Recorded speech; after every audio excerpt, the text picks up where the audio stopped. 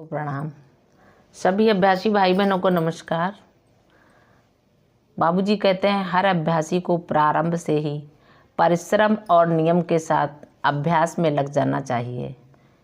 आपके इस विचार से मैं पूरी तरह सहमत हूँ।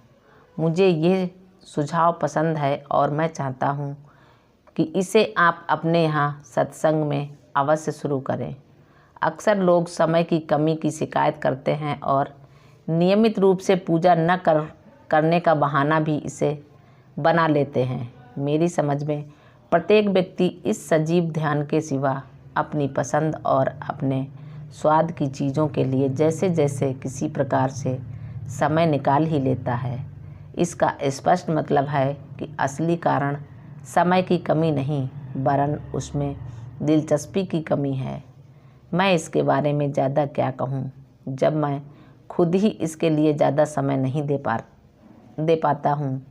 हालांकि कभी एक दिन के लिए भी मैं पूजा किए बिना नहीं रहा।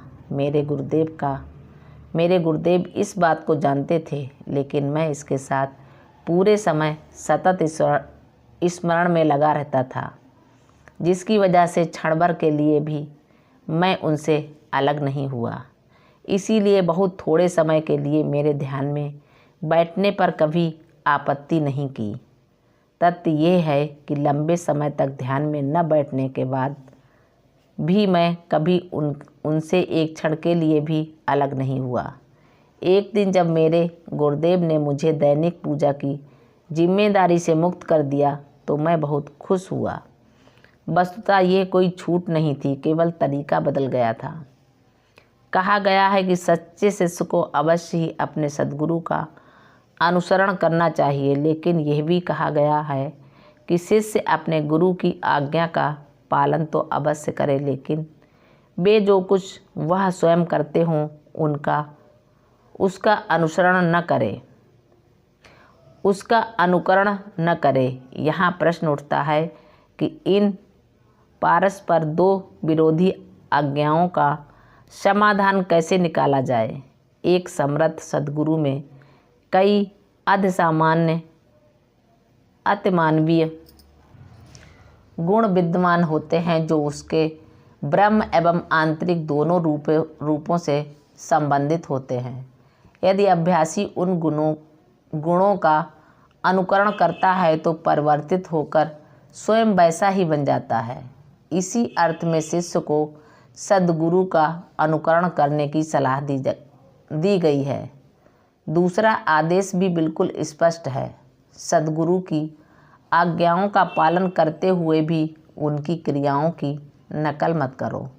निश्चित है कि सद्गुरु की सभी आज्ञाएं अभ्यासी के अधिकतम हित में होगी, इसलिए बिना सोचे या प्रश्न किए उनका पालन करना अभ्यासी का परम कर्तव्य है। लेकिन इस आदेश का दूसरा भाग मन में थोड़ी भ्रांति पैदा करता है, जबकि इसमें भी कोई भ्रांति पैदा करने वाली बात नहीं है।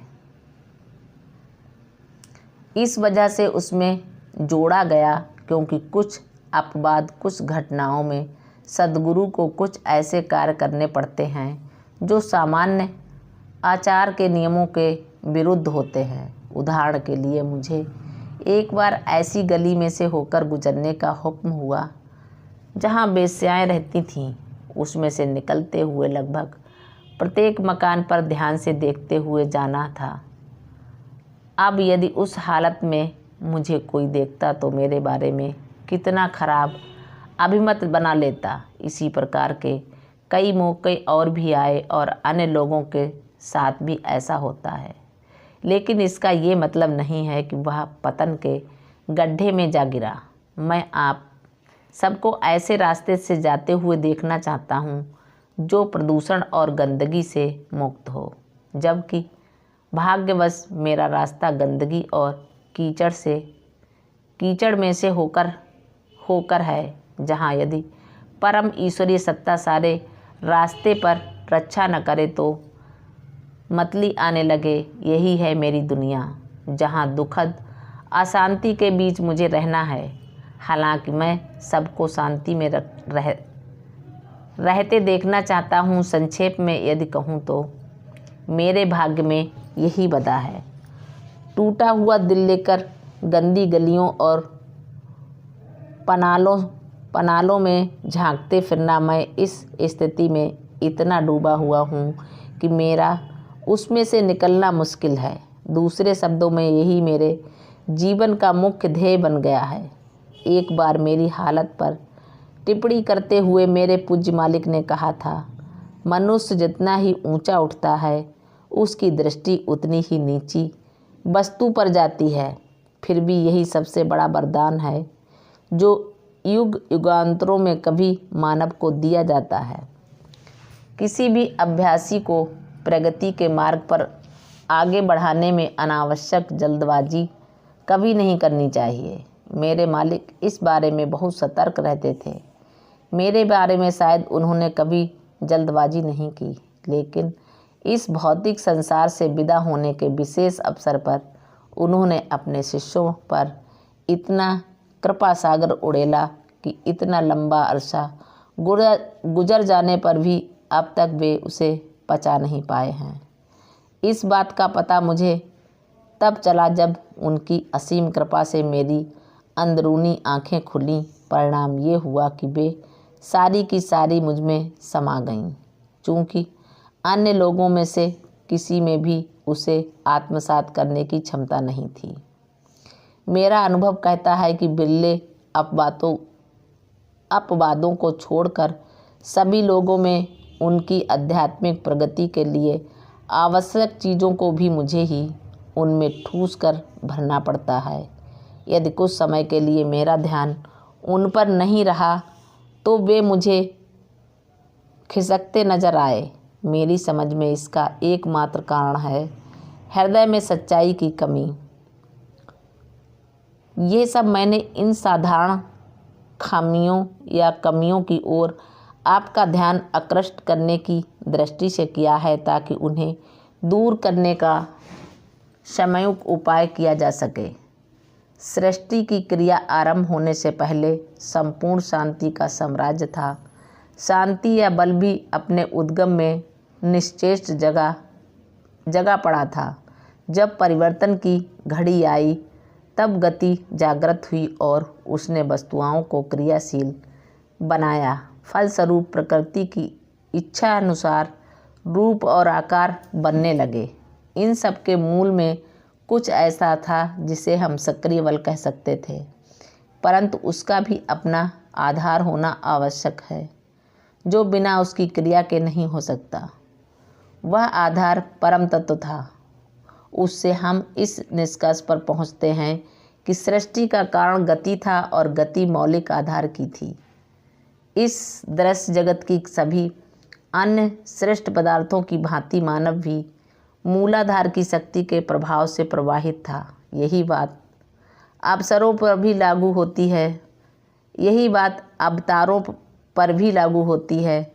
अवतार और एक साधारण मनुष्य में केवल इतना अंतर है कि मनुष्य अनेक आवरणों के भीतर बंद है, जबकि अवतार उनमें से अधिकांश से मुक्त होता है। अवतारों की दृष्टि में ईश्वर प्रत्यक्ष रहता है, जबकि मनुष्य इससे रहित होता है। इस प्रकार अवतार तथा मानव दोनों का उद्गम एक होने पर भी अवतार ईश्वर के निकट संपर्क में रहता है। उसकी हर आवश्यकता की पूर्ति असल भंडार से की जाती है। अपने काम का मार्गदर्शन उसे ईश्वरीय आज्ञाओं द्वारा मिलता है, जिसे साधारण लोग ईश्वरीय प्रेरणा या देववाणी कहते हैं। मनुष्य भी बहुत आसानी से देवी आज्ञाएं प्राप्त कर सकता है, परंतु ये तभी संभव है जब वह भी उसी के स्तर तक ऊपर उठ जाए। मानव और विश्व दोनों की उत्पत्ति एक ही प्रकार से हुई है। इसे क्षोभ स्फुरण कह सकते हैं, जिससे गति और क्रियाशीलता को स्फूर्ति मिली। इस क्षोभ का प्रतिबिंब मनुष्य के साथ ही सभी सृजकों में मिलता है। यदि ये उनमें न हो तो कोई क्रिया संभव नहीं है। सचमुच में इस क्षोभ के प्रतिबिंब को मन या मनस कहते हैं, जो अस्तित्व का घटक है।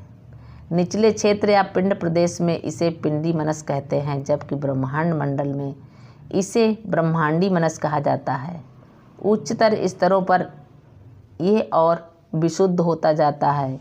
एक स्तर की स्थितियां दूसरे स्तर से भिन्न होती हैं और ये अनगिनत होती हैं। चूँकि अवतार में क्रियाशीलता होती है, इसलिए उनमें भी मन का होना आवश्यक हो जाता है, लेकिन उनका मन अधिक शुद्ध और संतुलित होता है। उनके कार्य देवी इच्छा के बिल्कुल अनुरूप होते हैं, इसलिए ये धारणा कि अवतार को मनस नहीं होता बिल्कुल गलत है। उच्चतर उपलब्धियां वाले संतों को साधारणता मनोमय कोष से मुक्ति मिल जाती है। इसका यह अर्थ कदापि नहीं है कि उसके मन नहीं होता। इसका केवल इतना अर्थ है कि वे उस आवरण से दूर होते हैं जो उन्हें निम्न स्थित संसार से बांधे रहता है। मुक्ति की अवस्था में व्यक्ति पांचों कोशों या आवरणों से छूट जाता है। इसके बिना उसका नग्न रूप सामने नहीं आता। ईश्वर साक्षात्कार के लिए इन सभी कोशों से पूर्ण छुटकारा पाना एक आवश्यक स्थिति है और ये मनुष्य के इसी जीवन में संभव है। यदि कोई अंतिम लक्ष्य पर दृढ़ता से टिका रहे तो ये सभी चीज़ें राह में अपने आप सिद्ध हो जाती हैं। इन कोशों को तोड़ने के लिए बल का प्रयोग करना बड़ी भारी भूल है। ये हमें वास्तविक लक्ष्य से दूर भटका देने का काम करेंगी। मालिक को प्रणाम। सभी अभ्यासी भाई बहनों को नमस्कार। धन्यवाद।